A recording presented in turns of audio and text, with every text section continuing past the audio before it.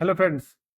आज इस वीडियो में हम देखेंगे कि सीमेंस PCS 7 में CFC चार्ट के अंदर अगर कोई डाटा को हमें चेंज करना है, यानी उसका वैल्यू को अगर हमको चेंज करना है, तो उस वैल्यू को हम लोग चेंज करके कैसे कंपाइल और डाउनलोड करते हैं। तो हमारे पास ये एक चार्ट दिया हुआ है, ये किसी एक लॉजिक से जुड़ा हुआ है। उसमें हमारे पास एक वैल्यू यहाँ पर है, आप देख सकते हैं राइट टॉप पे। यहाँ पर ये जो वैल्यू है 0.78 है। ठीक है, इस वैल्यू को हमको 0.76 करना है। तो आइए हम स्टेप बाय स्टेप देखते हैं कैसे करना है। इस वैल्यू को हमें चेंज करके 0.78 से 0.76 करना है, और फिर हम इसे कंपाइल और डाउनलोड कैसे करते हैं इसके बारे में आपको बताता हूँ। ठीक है, ये सारे के लिए अप्लीकेबल होगा। कोई भी डाटा इस तरह का हो, जैसे सपोज यहाँ पर भी कुछ वैल्यू है, इस वैल्यू को भी अगर चेंज करना हो, या तो फिर सपोज कीजिए इस ब्लॉक में यहाँ पर भी ये वैल्यू, इस वैल्यू को भी चेंज करना हो या इस वैल्यू को भी चेंज करना हो, तो सेम प्रिंसिपल अप्लाइड होगा। और कोई भी चार्ट अगर वैसा हो, उसमें अगर चेंज करना है वैल्यू, तो वही सेम सेम प्रिंसिपल अप्लाइड होगा इसके केस में भी। तो देखिए 0.78 है, तो सबसे पहले हम लोग यहाँ पर डबल क्लिक करेंगे। ठीक है, डबल क्लिक करने से यहाँ पर लेफ्ट में यहाँ पास पॉपअप आएगा, जहाँ ऊपर में वैल्यू शो करेगा। अब हम लोग को अगर इस 0.78 को चेंज करके 0.76 करना है, तो हम लोग इसमें 0.76 डालेंगे। ठीक है, डालने के बाद हम इसे ओके कर देंगे। ठीक है, अब ओके करने के बाद क्या होगा, देखिए यहाँ पर वैल्यू 0.76 शो कर गया, लेकिन ये अभी ये वैल्यू एग्जिस्टेंस में नहीं आया है। अब अगर इसमें हम ऑनलाइन जाए, तो ये वैल्यू अभी हमें ऑनलाइन नहीं जाने के लिए देगा, क्योंकि सिस्टम में हमने चेंज किया है। तो ये हमें डीबगिंग के लिए पूछेगा। सपोज कीजिए कि हम यहाँ पर ऑनलाइन जाना चाह रहे हैं, मान लीजिए हम ऑनलाइन जाना चाह रहे हैं। ठीक है, तो लेकिन ये पूछेगा डीबगिंग के लिए, देखिए कि रजिस्टर CPU फॉर डीबगिंग। ठीक है, क्योंकि हम लोगों ने चेंज किया है। ठीक है, तो हम लोग अभी फिलहाल इसको नो कर देते हैं। ठीक है, अब हम इसको जो चेंज किया हमने, उसको हमें कंपाइल करना पड़ेगा, यानी कि विदाउट कंपाइल और डाउनलोड के ये सिस्टम ऑनलाइन नहीं जा सकता है। और इनपुट और आउटपुट कैसे आपस में कनेक्टेड है, ऑनलाइन जाके हम सिस्टम को नहीं चेक कर सकते हैं। तो इसके लिए सबसे पहले यहाँ पर टॉप में देखिए, ये जो बटन होता है, इसको हम लोग कंपाइल का बटन बोलते हैं। ठीक है, देखिए इस पर रखने पर कर्सर आपको यहाँ पर कंपाइल दिखेगा। ठीक है, सबसे पहले हम लोग इस पर क्लिक करते हैं। ठीक है, तो कंपाइल करने से ये हमारे पास एक सिस्टम आ जाता है कंपाइल प्रोग्राम का। ठीक है, तो इसमें हम लोग जनरेट मॉड्यूल ड्राइवर को डिसेलेक्ट करेंगे, और हम इंश्योर करेंगे कि चेंजेस ओनली पे टिक रहे, क्योंकि यहाँ पर अगर आप इंटायर प्रोग्राम पे टिक करने से क्या होगा कि इंटायर PLC डाउनलोड होने लगेगा, तो फिर वो हमारा प्रॉब्लम क्रिएट करेगा। ठीक है, वो पूरा का पूरा PLC डाउनलोड होने में बहुत टाइम लगेगा। तो जो हमने चेंजेस किया है इसमें, सिर्फ उसी को हमें डाउनलोड करना है। तो changes only pay by default ये टिक रहेगा, चेंजेस ओनली। बस आपको इंश्योर करना है कि ये सिर्फ चेंजेस ओनली पे टिक रहे हैं। ठीक है, तो हमने चेंजेस ओनली पे टिक किया है। ठीक है, उसको हम लोग ओके कर देंगे, तो प्रोग्राम कंपाइल होना शुरू होगा। देखिए इसमें अपडेटिंग सैंपल टाइम इस तरह करके आएगा, और वो वैल्यू कंपाइल होगा। ठीक है, ये देखिए कंपाइलिंग स्टार्ट हुआ है। कोई भी CFC में या किसी भी प्रोग्राम में, अगर वो CFC सीमेंस का PCS 7 हो, या फिर S7 300 400 हो, या फिर लैडर लॉजिक में हो, किसी भी तरह के प्रोग्राम हो, उसमें कंपाइल और डाउनलोड आपको करना ही पड़ता है। ठीक है, तो कोई भी चेंजेस अगर आपने किया है सिस्टम में, तो आपको कंपाइल करना होगा, फिर उसे डाउनलोड करना होगा, तभी वो सिस्टम वैल्यू एक्सेप्ट करेगा। कुछ कुछ ब्लॉक्स ऐसे होते हैं जिसमें कि हम लोग ऑनलाइन जाके उसे चेंज कर सकते हैं। वो स्पेसिफाइड ब्लॉक होते हैं, जैसे कि टाइमर के ब्लॉक होते हैं, या फिर कुछ सिमुलेशन के ब्लॉक होते हैं। उस तरह के जो प्री डिफाइंड ब्लॉक होते हैं, वो सारे ब्लॉक्स को, उस तरह के ब्लॉक्स को हम लोग ऑनलाइन भी चेंज कर सकते हैं। लेकिन इस तरह के जो ब्लॉक, इसमें डाटा चेंज करना है, तो इस तरह के ब्लॉक्स में हमें कंपाइल और डाउनलोड करना होता है। देखिए, तो कंपाइल करने के बाद आपका प्रैक्टिस होना चाहिए कि हमने यहाँ पर जीरो एरर आना चाहिए। तो देखिए यहाँ वार्निंग आने से कोई प्रॉब्लम नहीं है, लेकिन जीरो एरर आया है। ठीक है, तो ये हम इंश्योर कर लेना चाहिए कि जीरो एरर होना चाहिए। अगर कोई भी एरर हो, तो फिर वापस से जाके हमें डायग्नोस करना पड़ेगा। ठीक है, तो जीरो एरर होने के बाद अब हम इसे क्लोज कर देंगे। ठीक है, तो ये प्रोग्राम हमारा कंपाइल हो गया। अब कंपाइल करने के बाद यहाँ पर जो कंपाइल के बाद वाला जो बटन है, ये है डाउनलोड का। इसमें कर्सर रखिएगा तो डाउनलोड दिखाई देगा, इस पर हम क्लिक करेंगे। ठीक है, इस डाउनलोड करने से देखिए यहाँ पर क्या होगा, डाउनलोडिंग शुरू हो गया है। ठीक है, ये आपको मॉड्यूल ड्राइव यहाँ नहीं दिखा रहा है, ये देखिए ये यहाँ पर।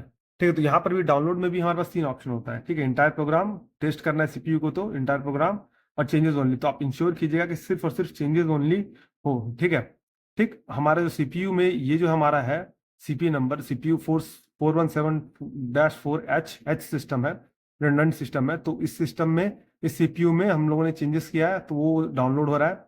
चेंजेस ओनली पर रहने के बाद अब हमें इस पर क्लिक कर देना है। इसको क्लिक करने से क्या होगा कि अब सिस्टम में चेंजेस आने लगे हैं। ठीक है, अब सिस्टम में डाउनलोड होने लगा, जो हमने चेंजेस किया वो सिस्टम में अब वो डाउनलोड होने लगा। तो अब हम वेट करेंगे यहाँ पर डाउनलोड होने का सिस्टम का। तो देखिए इस तरह से ब्लॉक्स आइडेंटिफाई किए जा रहे हैं, मतलब कि हर ब्लॉक को स्कैनिंग किया जा रहा है, और किस ब्लॉक में चेंजेस आए हैं उस ब्लॉक को देखा जा रहा है, ठीक है, उसके हिसाब से डाउनलोड होगा वो।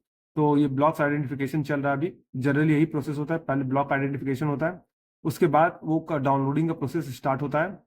तो ऊपर में जो देखिए दोस्तों 001_SP_SP मेन मास्टर _SP है, ये इसका एक तरह से एड्रेसिंग कह सकते हैं आप कि एसपी के मेन मास्टर में जो ये प्रोग्राम है, इसके बारे में डिटेल वीडियो बनाऊंगा कि क्या होता है मेन मास्टर। तो इसमें वो डाउनलोड हो रहा है, ठीक है, उसमें जो चेंजेस किया हमने वो डाउनलोड हो रहा है। तो देखिए अभी सम ब्लॉक आइडेंटिफिकेशन चल रहा है। वो ब्लॉक आइडेंटिफिकेशन होने के बाद हम सिंपली देखेंगे कि किस तरह से सिस्टम डाउनलोड हो गया। उसके बाद जान के हम लोग ऑनलाइन भी जाके देखेंगे कि वैल्यू चेंज हुआ है कि नहीं हुआ है। तो ये हमें इंश्योर करना है कि वो वैल्यू, ये जो पर्टिकुलर चार्ट है ये ऑनलाइन जाना चाहिए कंपाइल और डाउनलोड के बाद। देखिए तो ये इसके बाद जब अपडेट सैंपल डाटा किया उसके बाद हमारे पास आइडेंटिफिकेशन ब्लॉक हुआ, और आइडेंटिफिकेशन ब्लॉक के बाद ये डाउनलोड करने के लिए बोल रहा है, ठीक है। तो अब हम इस पर डाउनलोड पे क्लिक करेंगे, तो अब जो ब्लॉक है वो पूरा का पूरा जो हमने चेंजेस किया वो डाउनलोड होगा। तो देखिए ये डाउनलोड अभी 98% कंप्लीट है। ये 100% हो जाने के बाद फिर से जिस तरह से कंपाइल में हमने एरर चेक किया था, डाउनलोड में हम लोग एरर चेक कर लेंगे। जितना एरर होगा उसके हिसाब से हम लोग देखेंगे। तो ये डाउनलोड टू सीपीयू है, तो ये देखिए ये 100% है।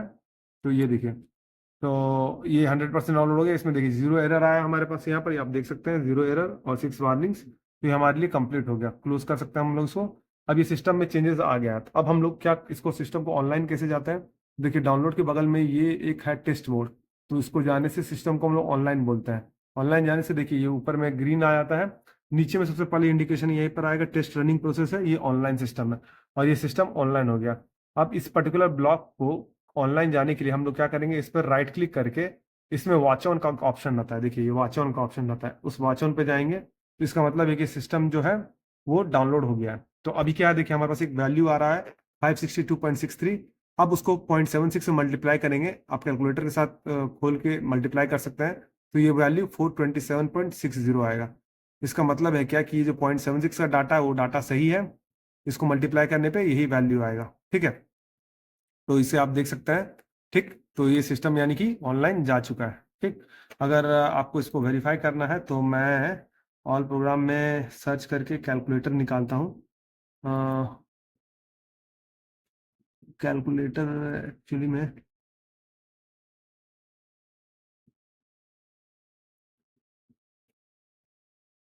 ये हमारे पास ये कैलकुलेटर है, ठीक है। अब हम लोग देखते हैं इस डाटा को कैलकुलेटर से के साथ हम लोग इसको मैच करके देखते हैं, ठीक है। ये हमारे पास कैलकुलेटर आ गया। मैंने आपको कहा था कि ये जो डाटा इसको ये एक मल्टीप्लायर ब्लॉक है। देखिए यहाँ पर जो मल्ट आर का मतलब हो गया एक मल्टीप्लायर है, इसमें दो क्वांटिटी को मल्टीप्लाई करा। पहले 0.78 था, अभी हमने इसको 0.76 किया। तो अभी इस क्वांटिटी उस क्वांटिटी को हम लोग मल्टीप्लाई करके देखेंगे, देखते हैं क्या आंसर आता है, ठीक है। तो हमारे पास ऊपर में जो डाटा है वो क्या है, 562.6371, यानी कि 562.6371 उसको हम लोग को मल्टीप्लाई करना है, ठीक है। तो उसको हम लोग मल्टीप्लाई करेंगे। मल्टीप्लाई करेंगे किससे, मल्टीप्लाई करेंगे हम 0.76 से, 0.76, और अब हम इसको इक्वल करेंगे। ये वैल्यू आएगा 427.60। देखिए 427.60 आया आउटपुट वैल्यू। इसका मतलब है कि इसने 0.76 को लिया है, यानी कि प्रोग्राम में जो चेंजेस है वो चेंज आया था, पहले कुछ और वैल्यू आ रहा था, अभी कुछ और आ रहा है। तो इस तरह से सीमेंस PCS7 में हम लोग किसी भी ब्लॉक में कोई भी पर्टिकुलर डिजिट हो या कोई भी पर्टिकुलर रियल वैल्यू हो, उस वैल्यू को हम लोग इस तरह से चेंज कर सकते हैं, जिससे कि हमें जो इनपुट और आउटपुट हम अपने अकॉर्डिंग एडजस्ट कर सकते हैं। किसी भी प्रोसेस कंट्रोल सिस्टम में हमें कितना सेट पॉइंट रखना है उसके हिसाब से हम लोग डिसाइड कर सकते हैं। तो होप आपको वीडियो पसंद आया होगा। आगे इसी तरह के यूजफुल वीडियो जो सीमेंस PCS7 के ट्रेनिंग में मैं इंक्लूड करूंगा, उसमें बने रहने के लिए चैनल को सब्सक्राइब कीजिए और बेल नोटिफिकेशन को जरूर प्रेस कर दीजिए। तो मैं जो ये एफर्ट्स लगा रहा हूँ उसके लिए आप प्लीज़ इस वीडियो को लाइक कीजिए, ताकि मैं भी मोटिवेटेड हो रहूँगा इस तरह के वीडियोस बनाने के लिए। तो वीडियो में बनने के लिए धन्यवाद, मिलते हैं आपसे अगली वीडियो में।